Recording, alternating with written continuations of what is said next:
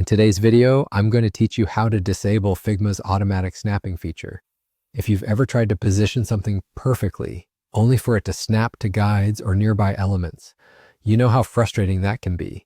By the end of this video, you'll have full control over your objects. No more fighting with auto snap. Let's get started. Now, if you're familiar with Figma, you might be using auto layout, an incredibly useful feature for maintaining consistent spacing and alignment.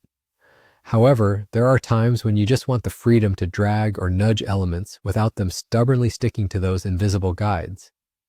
In older versions of Figma, you could simply hold the spacebar to block snapping, but in a twist that might catch you off guard, that shortcut now moves the entire canvas instead.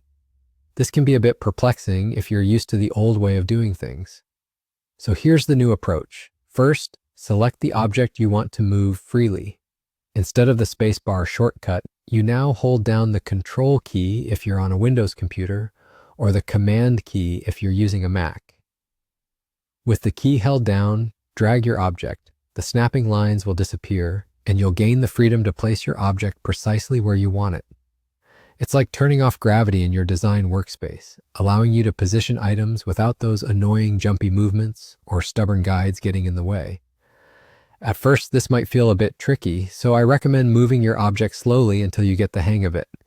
This method is incredibly useful for making fine adjustments, aligning icons by eye, or even experimenting with creative layouts where precision and personal preference come into play. To quickly recap, forget about using the spacebar. Instead, hold down Control if you're on Windows or Command if you're on a Mac while dragging your objects. This way, the automatic snapping won't bother you anymore, and you can enjoy unhindered control over your design elements. That's it for today's tip. This simple trick can make a big difference in your workflow, so I hope you found it helpful.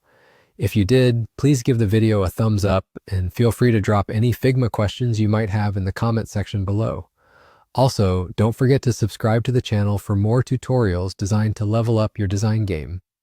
Thank you for watching, and I'll see you in the next video.